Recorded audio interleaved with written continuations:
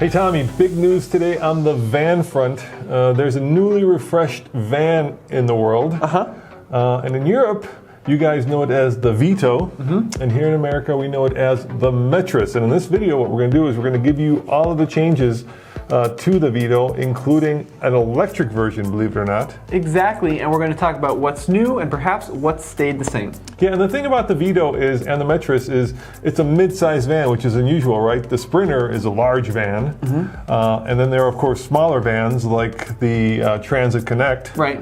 But this is a mid-size van, and it rolled out in Germany this morning, and let's go over all of the changes, and I think we should start with the exterior, which very similar to the previous one. Yep, so you'll find a new grille, it's a little bit different, and new wheel options. So you can now get 19-inch wheels on some models versus the smaller wheels in previous generations.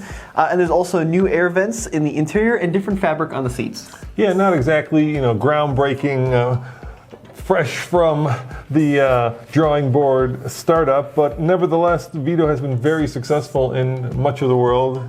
And I think the rule is, if the vehicle is successful, it's evolutionary, and if it's not, it's revolutionary. So that gives you a good hint that the vehicle has been very successful. All right, what about the changes on the inside? So along with the new fabric on the seats, there's actually a new infotainment screen. It's 7 inches. It's not the new MBUX, but it is an upgraded screen over the really old system in the current model.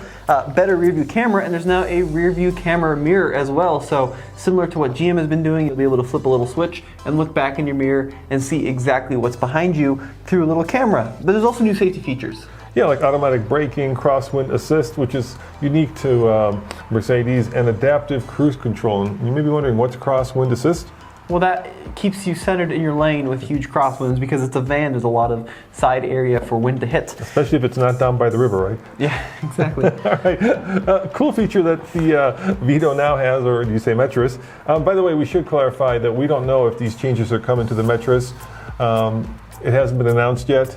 But I suspect if I were Mercedes, and this is me talking, not Mercedes, I would probably extend these to the Metris as well. Yeah. One of the cool things that the Vito now has is an option for Airmatic, which is Mercedes' term for air suspension. What about that? How much does it lower and raise the van by? Yeah, so it's available in all passenger variants of the Vito. You can raise the ride height 1.3 inches, lower it about ½ an inch in sport mode for a more positive driving experience, and Mercedes says in general it just really smooths out the ride quality of a van, which is great for you guys out there who are looking to drive your vans a lot. And it's also great because if you load up the back of the van, you can level it out so that you don't get that sag in the rear. You know, Tommy, I was supposed to be in Germany today for the unveiling of this, but alas, because of the coronavirus, I am not. But we did get a chance to jump on a phone call with the guy responsible for the van in Germany, and I asked him a pretty important question. Will there be an off-road variant for all you overlanders? Yeah. And what did he say? He kind of gave a non-answer answer. He said it was a good question. Right, that's what he said. I wanted to know if there would be like a Crosstrek XV version of it with bigger tires and bigger fender flares. Yeah. Because, when I saw the fact that you can raise it 1.3 inches, that's not a bad thing, because the van does come in both rear wheel and all-wheel drive. That's exactly right. Now, speaking of engines, in Europe they're getting some new diesel engines, which are not coming to the US. So there's a 1.7-liter diesel with 102 or 136 horsepower. There's 2-liter diesels with 163, 190, or 236 horsepower. And then there's also a all-wheel drive model with a 9-speed automatic. Here in the US we have a 7-speed. Now Mercedes didn't mention any gasoline engine options for all you Europeans, but here in America we get a 2-liter with 208 horsepower, and you may be wondering, why don't we get diesel Vitos or Metrises? And the reason is, I suspect that Mercedes doesn't think that we would appreciate the diesel, or maybe the regulations are too difficult, or what else?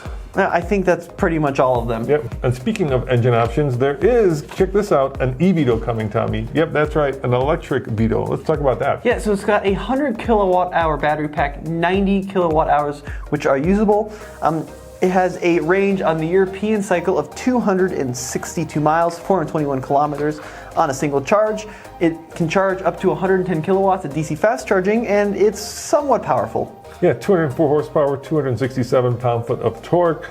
charges from 10 to 80% in 45 minutes on a 110 kilowatt fast charger and uses CCS charging standards. Charging to home, to full at home, will take about 10 hours on a level 2 charger. Now, we did ask, actually somebody on the conference call did ask about, does it take up any more van space when you get the electric version? And the answer is no. No, it doesn't, which is cool to hear. Yeah. Now, you may be wondering, how much does it cost and when does it launch? How much does it cost and when does it launch, Tommy? We don't know any of that information for the 2021 model year, although it launches later this year in Europe as the Vito. Yeah, so we don't know if it'll ever actually make it to America, but the most exciting one, of course, for me is the fact that there is both an all-wheel drive variant with air suspension, which I think for all you overlanders who don't necessarily want the Sprinter, because let's face it, the Sprinter is a big ass van, right? Which, you know, if you're living out of it, I guess is good. But if you want something maybe that's a little bit less serious, a little bit less expensive, a little bit less top heavy,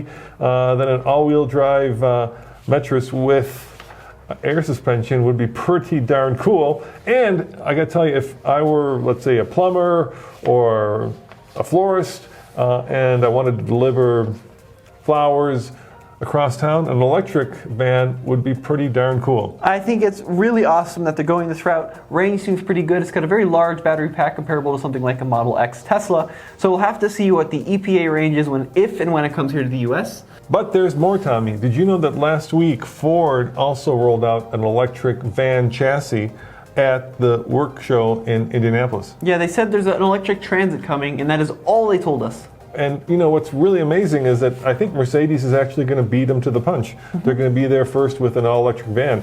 And you know, I know there's been a lot of talk about electric cars, electric trucks, but it seems to me with this new Vito that Mercedes may be the first to actually get the first serious production electric vans. Yeah, there are others out there already that are not by name big manufacturers, but you know, the first one to actually do it in a way that is not just locally or regionally, but worldwide. Well, did you know that in the UK you can buy an electric Nissan van?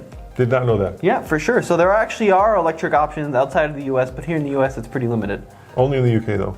I don't know, it could be other places in Europe too. Yeah, well, there you go. There's the beginning, the first shot of the electric van wars. Yep. As always, this is Roman. And Tommy, head over to tfltruck.com for the latest and greatest in new van reviews. See you guys next time. Ciao.